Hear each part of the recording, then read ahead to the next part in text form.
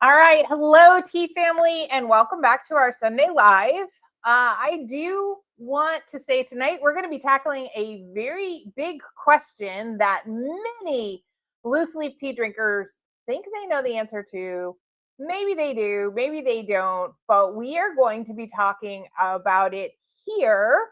But first, I want you to say hello, and I would love you to tell me what you're drinking in your cup tonight. Handy dandy assistant, what are you drinking? He's having a chocolate chip cookie.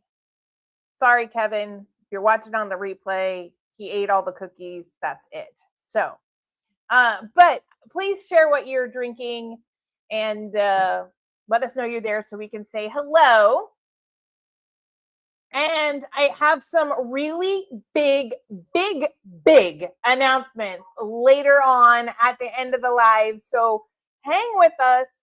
Keep in mind that we are going to be making a very big announcement. So we don't want you to miss that. That will be at the end.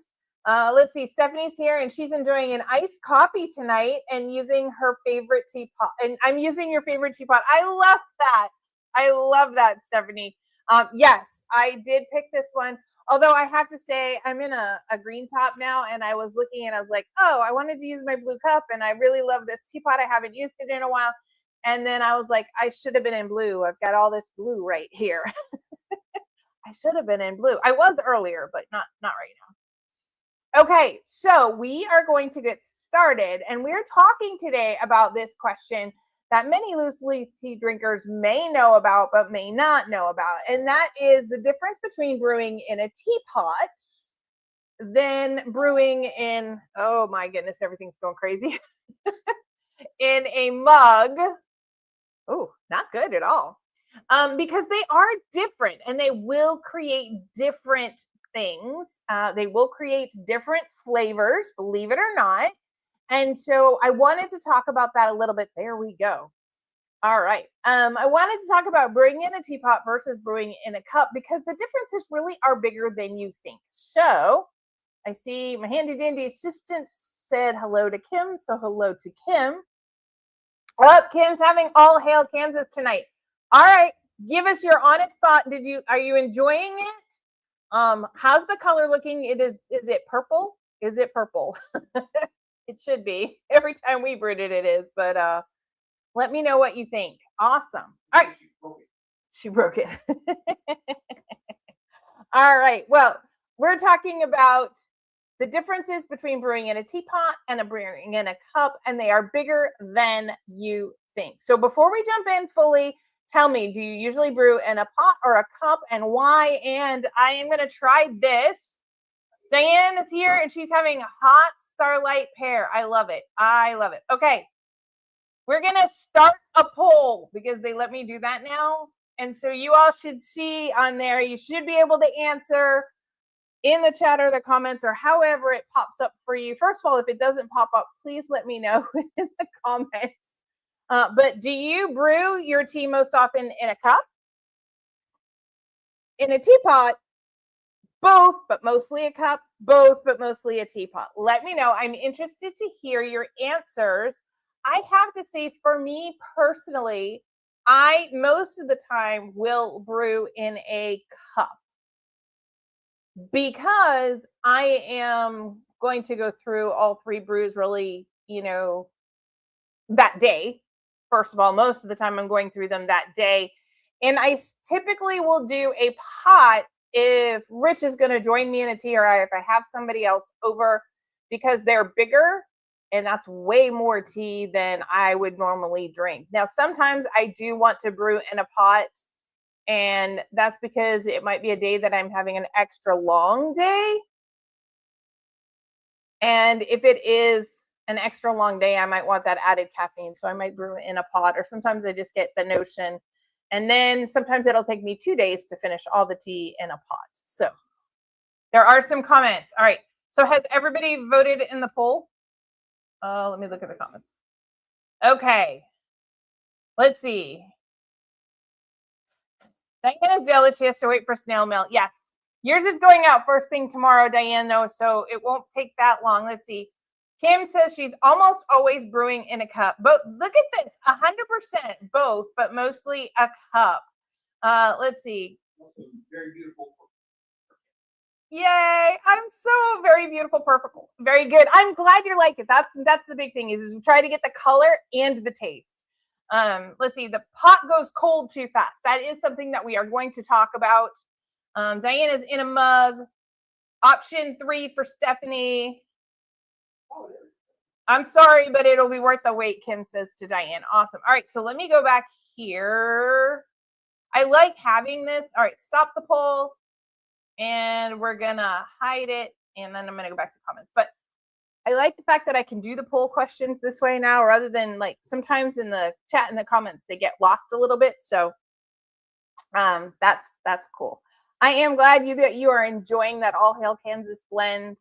I know that I got a text earlier saying that someone in your household, Kim, was smelling the sweet tanzanite and enjoying the aroma. So we'll see how that one goes. Yes. So, but for me, yes, most of the time I'm in a cup, but then I do use the pot as well. So when you brew in a pot, the temperature typically, depending on the type of pot, stay tuned for part 2 next week, because we are going to be taking our part 2 to this.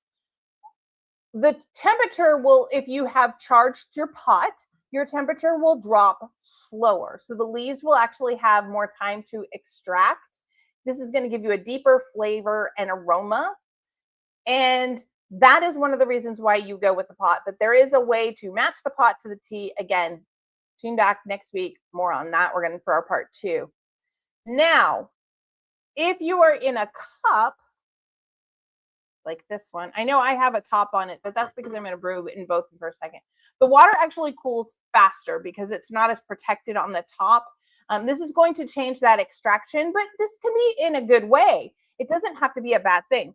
Sometimes this is why it might taste a little thinner, but other ways it might taste even better. Okay. Kim says she just finished the Kansas and she's now moving to caffeine-free sweet tanzanite. It does smell like a fruit punch. It does, and it is a very sweet tanzanite is a sweeter tea. I don't want to say sweet tea because that has a different connotation, but it is a sweeter tea because there's a lot more freeze-dried fruit in it. But let me know what you think. I liked it. I was surprised at how much I enjoyed them. But so what we're going to do now is we're going to actually pour and start our timer. Now for this, I am using, there we go, Serene Sunrise. I was actually going to hold this one till the, because I've been doing a different tea blend each week. I was going to hold this one to the one right before my birthday, but I couldn't resist. I had to do it today. So this is what we look like. This is our Serene Sunrise. It is kind of a traditional breakfast blend, meets a little bit of cinnamon to smooth out the flavor. Not so much a cinnamon tea. Now I did pre-measure this. This is just the right amount to put in the cup, which is why I did that. All right, black tea, first time brewing. So 3 minutes for the first brew. It can be brewed 3 times. I am going to do the pot first. And I'm definitely going to have tea left over for tomorrow morning and probably tomorrow afternoon. I don't know that I'll be making tea tomorrow, other than I will be reheating tea. And that's something else we will talk about next week, is reheating your tea. So could I have 3 minutes on the clock, please? All right, perfect. So one of the things that you'll find is often with a green tea that's in a pot, the taste, the flavor will be a little bit smoother and rounder. But black tea in a cup actually will have a brighter kind of, how do I put this, sharper flavor to brings it out. Typical herbals in a teapot, they're going to have a fuller, almost, I don't know, lack of a better word, more comforting flavor. So feel free to comment what you think is going to be stronger tonight. Which tea do you think is going to have a deeper, stronger flavor? Now, we're not talking about bolder. We're not talking about overbrewed, bitter end of things. We're talking like just a more filled out flavor. So in the chatter comments, which one, the one that it's the same tea that I'm brewing in the cup and the teapot, which one do you think, let me put this on here, which one do you think is going to have that fuller flavor tonight? Let me know. And then if you want bonus points, it's not worth anything tonight. No giveaways today, sorry. But why you think that that one is going to give more flavor. So I'm going to give you a second. Okay, Kim has a question. Does the material of the pot make a difference? Like ceramic versus plastic versus metal versus iron? Absolutely. And that is something that we are going to be talking about next week. But yes, it really does make a difference overall. Diane says the teapot is going to have the more kind of complex, deeper flavor. That's her guess for tonight. Let's see. I guess I could have done ceramic to ceramic. The problem is when you have teapots and you're like, oh, I haven't used that one in a while. I want to use that teapot. That's what happened to me tonight. Let's see. Handy Dandy Assistant says the cup. He says the smaller batch flavor. Kim says the pot. The lid keeps it contained more. Stephanie says it's the pot. Well, those of you who chose the pot for the black tea, you're absolutely right. The reason is leaf movement. So even though we get big infusers, strainers, tea bags, etc., so that the tea can move, literally there's way more room for that tea to move, and that leaf movement really helps the teas get space to expand and dance, if you want to think of it that way, but they move around and unfurl, and that movement really releases the deeper complexity. Okay, so let's see. In the cup, the leaves are going to stay more confined, but this is why we don't like tea balls. This is because it really doesn't allow the teas to unfurl. So what I'm going to do is I'm going to take these out in the same order that I put them in. Because one of the things I wanted to look at with you was there a difference in color? So now this is going to get put aside. Nobody contact the U.S. FDA, Food and Drug Administration, and yell at me for how long I'm going to leave that one out. You see this color right here. Now, this is harder to tell because it's got a ceramic lining to my cast iron. So I am going to pour it in this. Okay. More water would make a difference. See, Diane, you are right. More water does make a difference. But look at the difference in color. That, I used the exact ratio, the 2.5 grams of tea to the 6 ounces. And I did it to the same 6 ounces here. But the cast iron and everything, actually, you can see that there's a difference in color. Now, I am going to put this aside. I do love that teapot too, Stephanie. I have to let these cool for a second, but in a cup, it's not unusual for there to be a darker flavor than the ceramic lining of one of a teapot, but we're going to talk more about that again. More water makes a difference. Okay. So think of it this way. A pot is kind of like a music symphony, whereas a cup is like a solo during the symphony. This the pot allows more complex flavors to brew and to unfurl, whereas you're still getting an incredible performance from your single cup, but it's just not going to have the same complexity as when you listen to the whole symphony. That makes sense.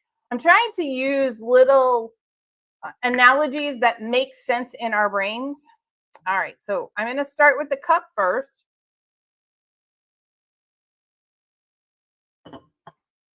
Okay, well, I mean, it's Serene Sunrise, so you kind of can't go wrong. Very nice, very traditional, delicious flavor.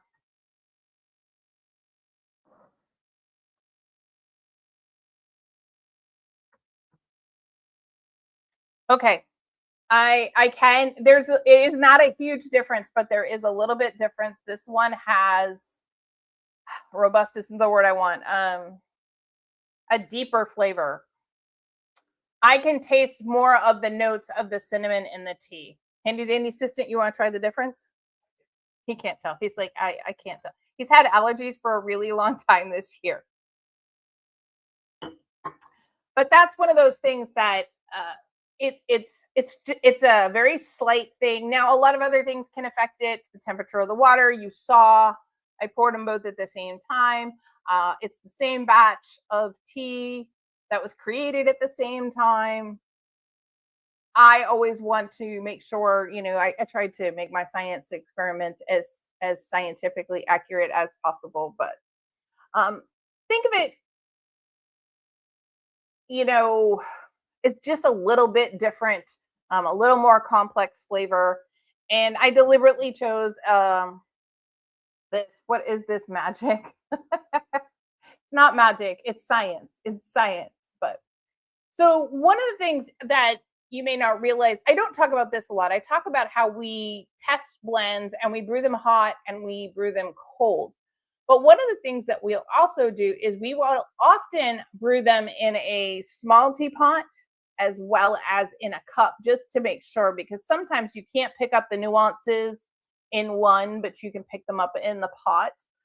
Some blends just are designed to bloom better in a cup, in the pot, and others they really do better in the single cup. So one of the ones that really surprised me was Ancient Green Dragon, the vanilla jasmine green tea. Really tastes a little bit better when it comes from a cup for whatever reason. And all the science and all the facts will tell you it should have brewed better in a glass or ceramic teapot, but it didn't. I like the flavor better. I taste more of the nuances in the cup. So it was completely surprising to me because it actually broke the protocol. So you'll have to kind of, just because science says it should work a certain way doesn't mean that science is always correct. So they both are very round, full, layered flavors. They're very much delicious. I mean, and it really is going to take a nuance. I wouldn't be surprised someone with allergies isn't going to necessarily even notice the difference, or someone that's really doesn't have somebody whose sense of taste and smell has been affected by COVID may not taste it as much as well. So the best teas kind of in a pot are typically going to be your black teas, green teas that are more delicate, your oolongs, herbals needing full extraction, those kind of things. Teas basically with kind of chunky botanicals or large leaves, things like that. In a cup, breakfast teas do extremely well. High energy black teas. Now, I know I just talked about black teas in the pot, but really more when we move into morning Irish, it's actually going to be more robust in the cup. Any of your chais, Stephanie, you want to brew in a cup more often than you brew in the pot, because the strong spices in a chai blend are going to come out and intensify a little bit more in the cup. Teas that you want that sharp, bright, punchy flavor for, cup is great. I know there are some that say like the blend tastes completely different from when brewing from the cup to the pot, but I have not found that to be the case unless we're talking about a clay pot, which has only had one brew in it, because that flavor gets really complex because the oils from the tea leaves get left behind in it over a period of time, making it more complex. So does the muslin bag affect the flavor of the tea? I still have a few of the ghost bags and haven't used the muslin bag yet. Okay. That is an awesome question. It will be like the difference between a cup and a pot when you use the muslin bags. The ones that we are using, we went with 100% cotton, unbleached, so to speak, so it doesn't have anything else to interfere with it. So it is not going to necessarily change the flavor other than it's a tea bag. So it's like a teacup. It's going to be a little bit more restrictive than a larger pot where it can spread out a little bit more, but it won't have a negative impact on it. That's one of the reasons why we were so fussy about them and why I'm excited about them now. Anything that limits, that's why they're also bigger, so that the tea leaves can fully expand in the teacup, but it's still limited by the amount in the teacup. And if you don't, that's absolutely great. Thank you for pointing that out. If you don't wash it out, so if you have one tea bag and one muslin tea bag and you're always using it for, say, morning Irish, or you're only using it for one flavor of tea predominantly, that is going, if you don't wash it really well with your dish soap, it could leave some of that complex residual flavor in it, but that's up to you to wash it really well. I do not suggest putting those in the washing machine with your other laundry, because there is, that's just, there's something about the fact that even though it's been rinsed out, I feel like there's residual soap on it, but it's probably, or fabric softener or your dryer sheet or stuff. That's just probably what's in my head. There's no scientific basis that I know of. I don't know if it affects it. For me, I'm using hand soap, or not hand soap, dish soap, push it inside out, drop all the leaves out, wash it with the dish soap, rinse it really, really well until I'm not getting any more soap, and then just let it dry flat. The idea is that you're trying to do that. But if you have a really strong dish soap fragrance, you may want to think about getting one that's kind of unscented. I know there are a lot of soap vendors like Wildflower Wish that do unscented dish soap that's solid. And that's typically what we would use on ours, is that unscented one. We have the regular one, but we have an unscented one just because I don't want to add fragrance to my tea bag. And it's just pure soap that way. And then Stephanie says she may try her next brew in a smaller teapot. I say go for it. Try it in a smaller teapot, or do the same experiment that I did and see if you can taste the flavor difference. And like, have some fun with science in your house and exploring it. But especially if you love that chai flavor, which I know you all do, which you do, and it should intensify that experience when you want it to be. This is why we say in the cup, because you do want it to be the tea infuser or the cup or the tea bag to be big enough for the leaves to unfurl. It's just a smaller area. Okay. And Stephanie said she just rinsed and laid her flat to dry. It never occurred to me to use soap. And that's fine. You're going from tea to tea. It just means, like a clay teapot that has been unglazed, that's going to pick up some of those tea oils. If you're only using it for chai, then it will eventually take on some of the oils from the chai. If you're only using it for breakfast roast, then that's it. And if you used it for the wrong one, you may get a hint of chai in your breakfast roast, or vice versa otherwise. Stephanie's like, I will never go back to a small infuser. Yeah, I get it. Those tiny, and people love them. And then the ones they tell us about now at the events are the spoons where the tea goes inside, but it's still a really tiny area for the tea leaves to expand. And we're all about get your full flavor out of your teas.